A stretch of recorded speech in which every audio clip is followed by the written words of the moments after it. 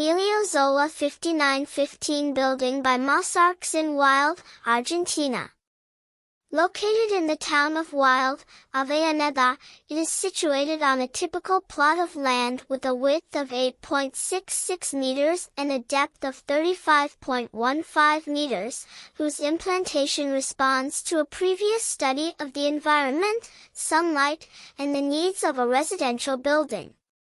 The proposal is summarized on the ground floor and 2 levels with the intention of generating a response to the environment that respects both its geometry and its predominant low scale. Thus, the maximum height allowed by urban indicators was avoided in order to propose a language of single-family homes within a complex, and at the same time with a rational and contemporary design.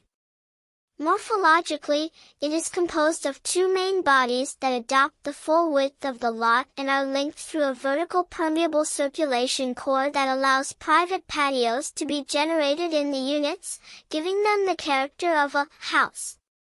This multiplies the number of fronts and backs, providing a full spatial connection between the bright exterior and the interior that favors the quality of life of the residents. The project starts from a shared space with pedestrian access and garages that leads to a direct entrance to the ground floor units. A common circulation center is located outdoors and distributed vertically toward each unit. Specifically, it has 7 functional units, a first body that groups 2-room units and duplexes, and a second body composed of 3-room units. Inside the homes, the services are attached to each median with the intention that each public and private space articulates towards the front or back of the bodies, thus being able to ventilate and receive direct sunlight through the generated patios. The adopted language is of contemporary design based on pure lines and simple volumes.